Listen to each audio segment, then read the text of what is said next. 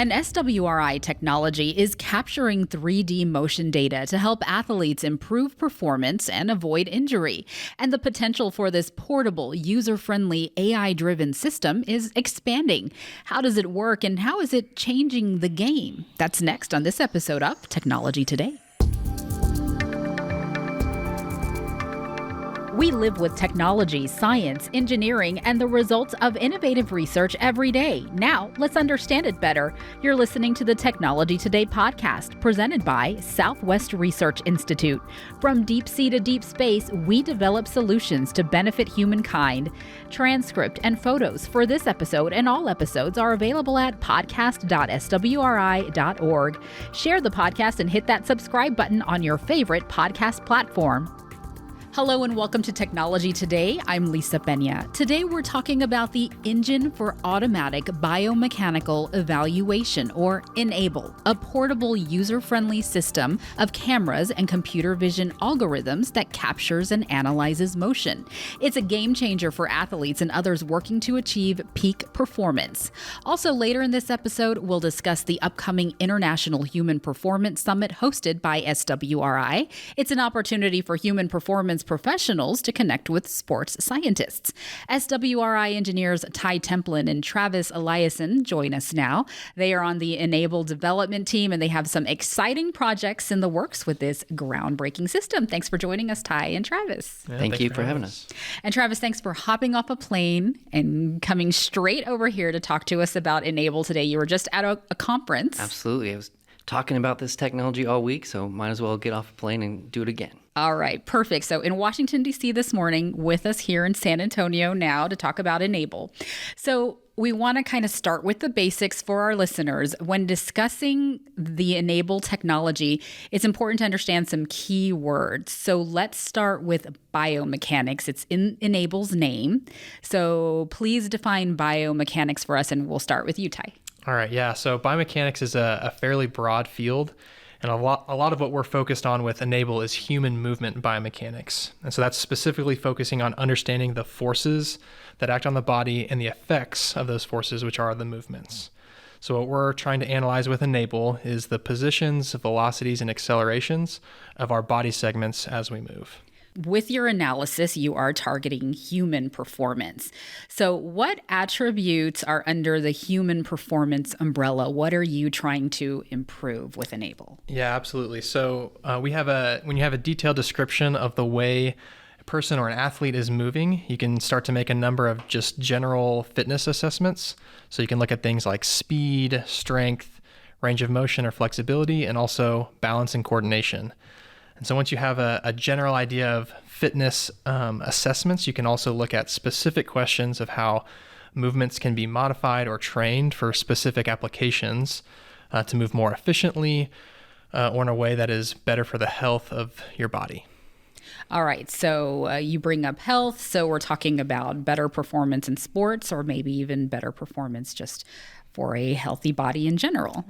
So how can understanding biomechanics improve performance? Let's put those two parts together and connect the dots for listeners. Yeah, absolutely. And this is really the million-dollar question, and it's what we get really excited about researching and pursuing. So our group has been developing this technology ENABLE for the last 6 or 7 years, and it's finally at a point where we can start to answer that type of question. So the basic process for understanding performance currently is identifying what the best performers in the world do that sub-elite performers don't do very well. And then we can provide feedback or training that can help narrow that gap. So we're also pursuing other avenues other than just comparison between individuals that will provide more information for specific applications to improve your performance, but I think we'll jump into a little bit of that later on. Just a follow-on to that is what makes what we're providing different than what a traditional coach would provide is we're adding that quantification factor. So what I mean by that is we're adding the math and the numbers we're trying to quantify what that coach's gut is telling them. A coach is naturally looking for all the same things that we're looking for. They just have an instinctual understanding of what good motion looks like. We're just trying to put the numbers so we can quantify. So instead of a coach saying, hey, your shoulder was externally rotated a little bit too much that time, we can actually put numbers on it and say, hey, you were 5 degrees out. Let's coach can then use that, give that feedback to their player, and then track their performance to see how they're incorporating that feedback they're getting from the coach. So ultimately, we're not replacing the coach. We're just giving the coaches the tools and the data they need to be even more effective in their training. So translating that for an athlete, that 5 degrees or whatever, those numbers, does that mean like, okay, bring your arm in a little more or throw a little bit more to this side, or that is... Right. And one of the benefits of the system too is you also get some visual representation of your movement. And so, yeah, you may not know what 5 degrees more tucked or whatever the coaching tip is, but if you have a visual of, oh, here's what it should look like, athletes can really connect with that and implement that as they're training. So the visuals are part of the system. Yep. Okay. What industries benefit most from biomechanics data? Yeah, that's a great question. I'll say, we call our system Enable. It's a bit of a forced acronym, but we've chose that because we see this as an enabling technology to allow all sorts of new, interesting application areas to be built out that were previously infeasible. And this is applicable across a wide variety of different domains, from sports applications, which we've been talking about so far, and that can be any sport you might want to think about. Military applications, the military is now viewing their soldiers as tactical athletes, right? So we're treating those soldiers as high-performance athletes, which they are. We can also have medical applications, using how people move as biomarkers for different disease states and using this as feedback for just general health. So really, it's a little bit hyperbolic to say, but we say that the applications for this are almost endless. It's really down to the creativity of the people who have interesting problems to solve, where we can use this tool to provide them the data they need to make those interesting solutions. So you provided a sports example earlier. Could you provide a health example of how this system might work? Absolutely. One of the areas that we're very interested in pursuing is looking at neurodegeneration. So think of Alzheimer's or dementia. There's research out there that shows that you have changes in how you walk, potentially years before you have measurable cognitive decline. So the idea would be is if you could use this technology to track how people walk just in your normal clinic. So think about, you go in for your yearly checkup and you get a gait analysis done. And this could be a flag. It's not going to be an ultimate diagnosis, but it could be a flag to highlight to the doctor, like, something's changing. Maybe you need to look into this. Now, that's one example. There are other disease states such as like frailty and aging, helping people stay fit, physical therapy applications, rehabilitation from injuries. Sort of the applications are almost endless. Okay, a lot of great examples there. So back in May 2019 on episode 7, Human Digital Twins, we discussed SwRI's markerless motion capture technology, which as we've discussed is now called the Engine for Automatic Biomechanical Evaluation, or Enable. So there have been updates and new capabilities added since then, 2019. So tell us about this unique system in particular. You've already started, but how does it work? What is it doing for clients right now? Yeah, so like Ty mentioned earlier, we've been working on this for about 6 or 7 years. It's a more challenging problem than we thought it was going to be initially. I like to say that we found a lot of ways how not to do it, but we've been persistent and pursuing because we've always believed in this end goal. And what we're excited about now is that over that time, we've now gotten the system to a state where it's good enough to actually be used and deployed and actually hand it to people. And so, the developments we've been making over the last few years have really been focused on sort of accuracy, reliability, speed, and ease of use. So we've been packaging it up into a format that we can actually hand to our clients, where it no longer needs that development team technical expert in order to run it, increasing the reliability, decreasing the runtime, getting these processing done faster so it can be used in more deployed environments where they don't have to sit and wait for the results to come back. Just to delve a little further in, a little bit more about this unique system, how does Enable collect this biomechanical data?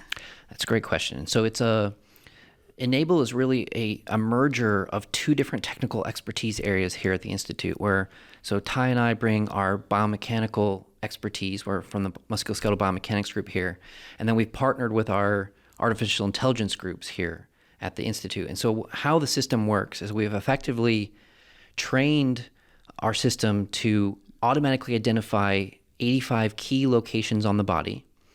So that neural network or the artificial intelligence system automatically identifies all those key locations. We then do that from multiple cameras so we can get those positions in 3D space. And then we use those to drive a biomechanical model, which gets us to those biomechanics measures that we've been talking about. And so it's really a technology stack of different specialties all coming together to solve a very complicated problem. Okay, and this system is unique because it does not use sensors. So how does it differ from a system that uses sensors, and why is the enable approach beneficial? Absolutely. So the biggest difference, just as you mentioned, is that we don't have to apply any external sensors to the body. So in the traditional way of doing motion capture, let me take one step back, is everything that we're measuring, you've been able to measure in a biomechanics lab for the last couple decades using what we would call marker-based motion capture. If you've ever seen how they made the movie Avatar or any other Hollywood movies where they put all the little white balls on people and they're in funny suits running around, it's the exact same technology. And that technology works really great, but the problem is it's usually limited to a laboratory environment because it's expensive, it's very time-consuming to set up, you have environment considerations, it's hard to use outside. By eliminating having to put all those sensors on you, you can pull those measurements out of the laboratory and out into the real world. So effectively, what Enable is doing is just allowing laboratory-grade measurements to be made out in the real world. And then it's also making those measurements easier and faster. So what used to take potentially an hour of your subject's time plus a couple man-hours of processing afterwards can now be done in minutes. And so really what this is just doing is applications that were previously not impossible but infeasible to apply in the real world are now easy to do. And so that's where this is an enabling technology to bring the measurement out into the real world. Yeah, and just one more thing that I'll add is you don't have these athletes that you're measuring or whoever it is you're measuring, they don't have to feel the fact that they are wearing sensors and know that they're in a lab getting their movement analyzed. This can be in practice, in game, so it's their natural environment, which is really a huge advantage of collecting data markerlessly. So you're going to get higher quality data. Higher quality, more realistic. And in real time. Almost real time. Almost Near real real time. time. Near real time. So just kind of, Travis mentioned this, it would take hours, maybe a day or two to process some of this traditional data, whereas this will take a minute or a couple minutes to process. So you're saving a ton of time, a lot from of time. hours to minutes here. So you're collecting this data through cameras set up in certain spots. Tell us about the camera setup. How does that work? Yeah, so basically all that's required as input to the software is video data from multiple cameras. So those cameras have to be synchronized. So the way that we typically collect data is we have tripods and put the cameras around the capture volume. We're identifying those 2D points in each camera frame. And so they need to be synchronized so we can get the 3D data from all the different cameras. But I would add to that, our software is camera agnostic. We're not tied to any specific hardware. So we have portable cameras, which are just commercial off-the-shelf cameras we basically bought off of Amazon that we can use. We're also integrated with some commercial partners where our engine can be plugged into their camera systems so that if a client already owns one of these more traditional camera systems, they can just plug our system in and use with the hardware they already have. Or if our client wants to set up a custom solution, whether that be they've got surveillance cameras or they already have in-stadium camera system set up, we can work with all of that. So ultimately, like Ty mentioned, our only requirement is that we have multi-view synchronized cameras. All right, and that's where the user-friendly comes in because Exactly. Any user can use it with the cameras they have. That's great. So artificial intelligence is playing a huge role in this. The cameras are collecting the data, but then it's being run through software. And that's where the AI comes in, the algorithms come in. So tell us a little bit about that. Absolutely. So where the AI comes into our technology stack is, I sort of started talking about it a little bit earlier, is where we're having that AI system identify those key locations on the body. And the way to sort of simplify what it's doing is effectively we're feeding that AI system an image. And if I gave you an image, you could sit there on your computer and I said, hey, click on their left elbow. click on their right knee. You could go through that image and identify all of these key locations. Effectively, what we've done is we've trained that neural network to do that automatically so that you don't have to have a person sitting there clicking points, which biomechanics researchers have done that for years too. And that's a traditional thing that you have interns or grad students do, and it's always a pain. Time consuming. It's time consuming. It's no fun. But you have AI system do it for you. Now you can increase accuracy because obviously humans can make errors. You increase accuracy and significantly increase the speed, right? So hand labeling data in the past would take you days. Now it's done in minutes. The miracle of AI. Absolutely. So you've done a great job of telling us how the system works, but walk us through setting this up. What would I experience if my movement is being analyzed by Enable? That's a great question. So as a subject, your experience would be whoever's running the capture would say, come into your capture volume. So you'd walk into the capture volume, and then they'd run you through some movement pattern, whatever that researcher is interested in tracking, or that coach. So that could be sort of functional movement assessment. So that could be, hey, come in here and do some squats and lunges, maybe some jumps. Or if you're an athlete, maybe you're looking at a pitcher, you have your capture volume around the mound, you just have the pitcher come in and throw 10 pitches. Your experience, that's it. There's no setup. There's no poking and prodding. You walk into the capture volume, do the motions they want you to capture, and you walk out. So as a subject, it's completely non-invasive, super easy to do, comfortable, doesn't require anything of you. Maybe, Ty, you want to talk about maybe the running it side, like how would a researcher or a coach actually run the system? Yeah. So so like Travis said, all it is you click start and that records the video, click stop, and then you click process. And what you get from that is a model of the individual. So it's scaled to their body type, so their segment lengths, height. And so then from there, we also give it's a report that has all of their degrees of freedom, how they are performing the motion, and then we look at specific things for the different applications. So in baseball, a lot of it is looking at the kinematic sequence. How are you transferring energy from the ground to your torso, to your arm, to the ball? But it's going to be different for every application, every sport.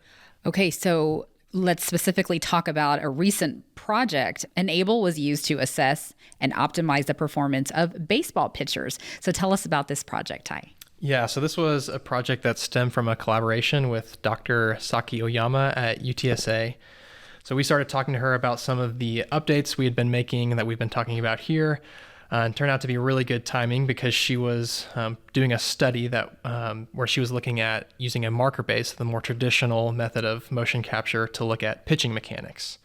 So we decided it would be a really great opportunity for us to get some quantitative results on how accurate our system was compared to the more traditional system. So we helped her set up the cameras in her lab, and we processed 11 pitchers throwing a number of fastballs and compared the results from our Enable system to the marker-based system. So we really pleased with the results. The accuracy compared really well to the marker-based system. But one of Saki's goals and one of our goals is, so what? Great, we can measure the way a pitcher moves, but what do we do with that information? So we wanted to take our analysis a little bit further in this project and look at not only how to measure the way that these pitchers are moving, but identify ways that we can make slight modifications to their technique to reduce injury risk while maintaining performance. Has that part of the project started, and what did you see if it has? Yeah, absolutely. So to answer so we were specifically looking at running an optimization where we were looking at one particular pitcher. Can we optimize the way, or reduce the amount of stress on their shoulder, but while maintaining ball velocity? So those are the objectives of this optimization: reduce shoulder torque, but maintain ball velocity. And the reason we picked the shoulder is just because a lot of times pitchers, that's where they're getting injured. So the shoulder, also the elbow. This framework could be modified to account for either of those. We just chose the shoulder for the proof of concept. And so, yeah, when we ran through the optimization, we found a solution that reduced the peak shoulder torque by about 30%, and we were keeping ball velocity within about 0.1%. So a substantial reduce in the torque and the stress on your shoulder while maintaining ball velocity pitching performance. So yeah, the big question for us was, how did we get there? What was different about the optimized solution compared to the actual movement? And so what we found was the primary difference between the two, the optimized and the experimental, was the optimized solution produced a greater braking force on the pelvis and the torso. And so kind of one way to conceptualize what's happening there is, if you imagine you're riding a bicycle at full speed and you slam on the brakes of your front tire, what happens is, right, the bike stops, the rear tire flips over the top and maybe throws you over the handlebars. And so that's basically the same concept that's happening in the pitching delivery. Is the more forcefully you can apply brakes with your lower body, the more the force that gets transferred to your upper body and then ultimately to the ball. Success. Figuring Absolutely. all Yeah. that out. And this isn't, and this is supported by some other literature that's out there.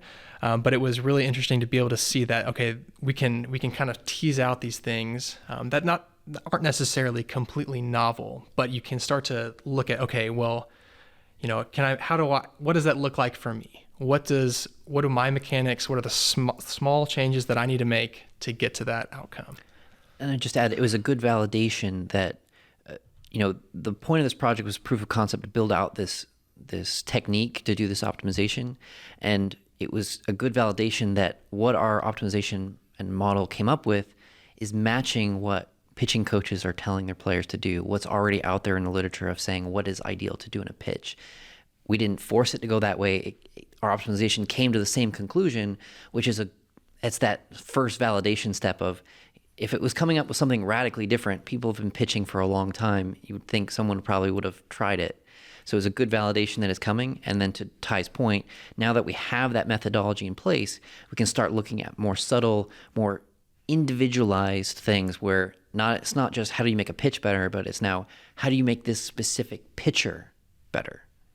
And big picture, of course, for coaches is winning more games. Absolutely. It's throwing faster, getting more strikeouts, there's other teams scoring less runs. And getting less injuries. And also you're able to keep throwing the same number of pitches, number of innings. Yeah.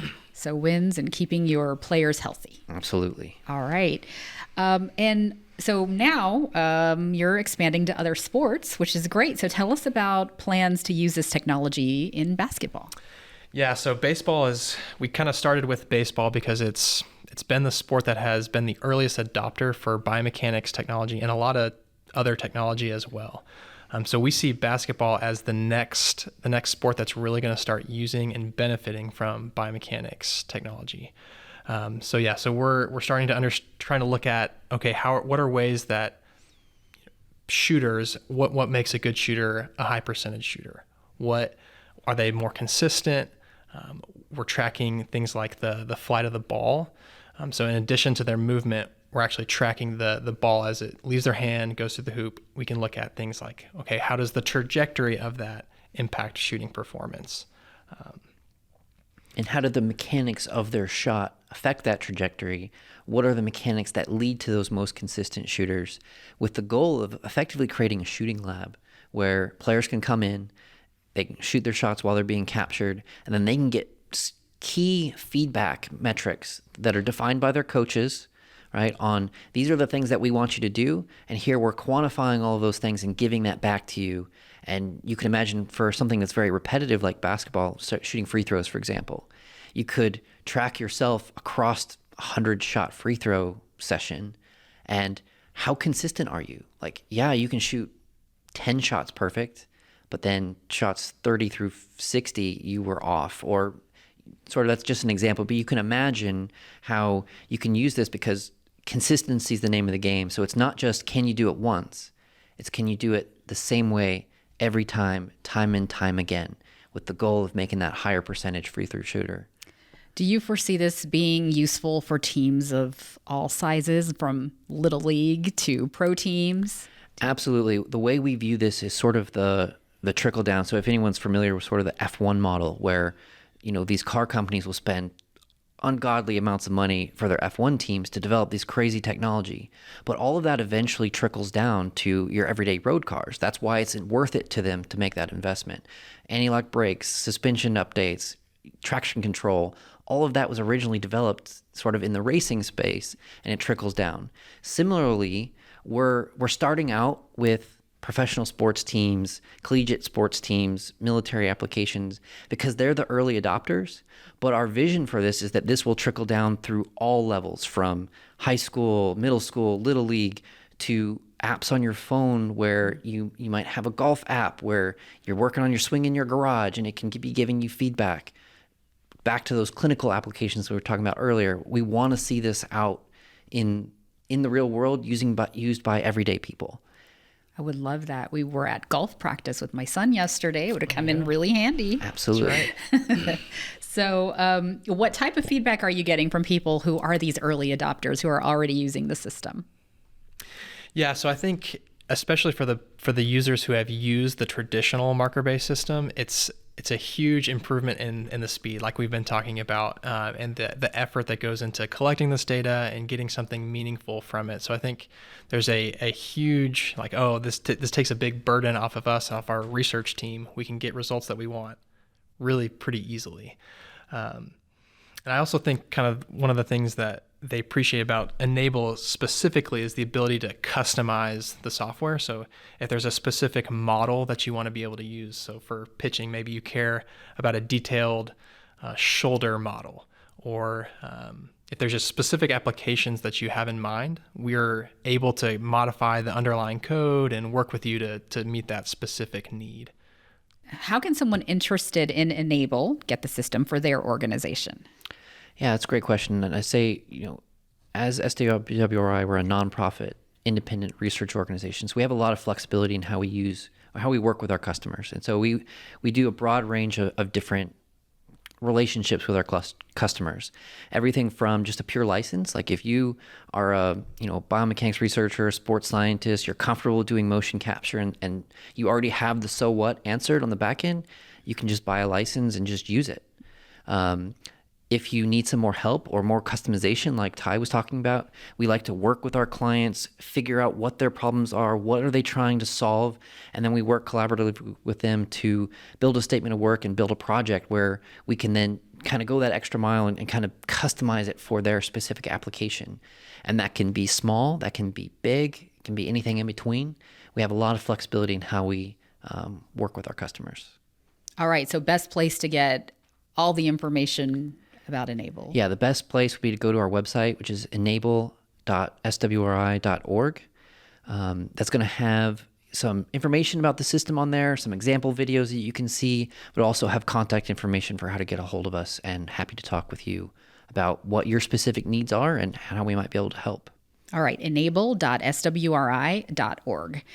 And have you used the system? Either one of you used the system to analyze your movements, and have you learned anything new about yourself? Yeah, so this is a great question, and definitely a motivating factor for me to dig into kind of the sports performance side of using Enable. Kind of one thing that I found about myself as we're developing this basketball shooting lab approach is one of the things that whenever I am consistently missing shots, a lot of times it's because the arc of the flight of the ball is too low. And so that in one sense that's really good because you're minimizing the speed and kind of minimize the variability of a shot. But if you shoot the ball with more arc, there's an effective area of the rim that's larger, and that gives you a greater chance to have the shot go in. And so that's something that I didn't realize about my technique that I've kind of been working on here and there. I'm playing pickup at lunch and things like that. So yeah, really cool. Have you tried it out, Travis? I mean, absolutely. I mean, as we've been developing this, all the people on the development team have been subjects many times. I'm not the athlete that Ty is, but I've obviously tracked myself. And one of the interesting things is just showing the sensitivity that the system has is, I've had multiple shoulder surgeries throughout my life. And so I have limited range of motion in one of my arms. And so looking at my data, I can see a clear difference between my left and the right. My uninjured arm versus my injured arm, I can see that clear difference. So it's just an example of how those sensitive measures can pick up unique things about each individual that you might not know or might not see, our coach might not know about or might not see just innately without that quantification. Yeah, those traits that affect performance. So really neat that you both tried out the system and have learned something about yourselves. So what's next for this technology? What do you envision for the future? You talked a little bit about seeing it go from the top down. What's the big picture for it? Absolutely. I mean, I think this is just to reiterate, we really do see the future of this as doing that top-down approach. But ultimately what we want is we want this technology to get out in the real world where it can solve real problems and help people. You know, we love our professional sports teams that we work with, but we didn't set out to develop this technology to make professional athletes better. We love them that they use it, but that was not our goal. Our goal is to improve the health and performance of everyday people. And so as we build this out, we're going to continue looking for new partners and clients who have interesting problems to solve, whether that be in the sports arena. Really love to get down into the high school and youth sports world where we can help kids develop with proper mechanics so they minimize the risk of injury going forward. We're really pursuing a lot of really interesting applications with the military, both in optimizing performance, but even bigger on trying to predict injury so we can reduce injury rates within the military, which is a big problem. But then also the medical applications we talked about before. I would love to see this get out more in the medical community, whether it be in physical therapy, using this as a biomarker for different disease states.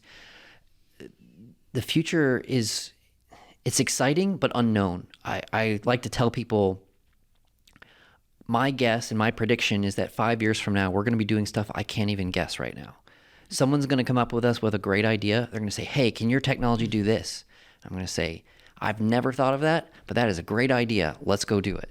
And so I guess the short answer there is we'll wait and we'll see. And we're excited about where we're going. That's very much the SwRI spirit and way of doing things. We conduct research and development to better humanity, and Enable is fitting right into that space. So thanks for sharing about that. Before we go, though, I do want to talk about this upcoming summit. So Southwest Research Institute is a leader, as we've said, in human performance research. So we are hosting the International Human Performance Summit. It's coming up this month, July 20th through the 21st at our SwRI San Antonio campus. The theme this year is Emerging Technologies and Solutions in Human Performance. So tell us about this conference. What can attendees expect? Yeah, so this is a conference we've been running for a few years now.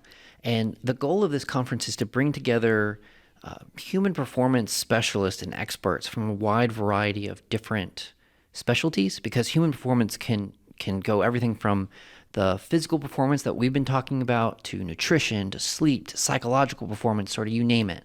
So this conference is really we try to get that broad spectrum of getting people across all of those different specialties to come and speak. We give them, hour-long slots so they can really dive deep into their specialty.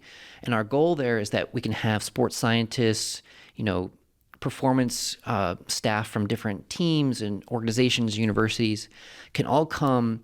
And our goal is that when they leave with something actionable. They've learned something from the experts we have come in and talk, something that they can apply to their programs with their players or their soldiers, whoever they might be supporting. But the goal is to try and expose everyone to the fields that they may not normally see, and hopefully bring back those tangible nuggets of information that can come back and incorporate. It really is such a great conference. I was able to participate last year, so a lot of great information. So the summit will feature national and international speakers. Topics will include motion optimization, sprint biomechanics, the human digital twin, strength and conditioning applications, and more. We do want to let listeners know the registration window is closing soon, so if you are a sports, military, or healthcare professional interested in attending for your organization, don't wait. Head to the event website at ihps.swri.org. The summit registration cost of $300 includes course materials, 2 days of interactive presentations and discussions, and breakfast, lunch, and refreshments. Certainly a great opportunity to connect with sports scientists. And if you're listening after July 21st, 2023, make sure to keep this event on your radar for 2024. Details will be posted at swri.org under the Events tab. Okay, guys, really fascinating discussion today about Enable. I can't wait to use the Enable app that I'm sure is around the corner. So thank you, Ty and Travis, for stopping by to talk to us today. Travis, for flying in straight to us today from DC. We loved hearing about this game-changing system and the upcoming summit. Thank you both. Yeah, thank you.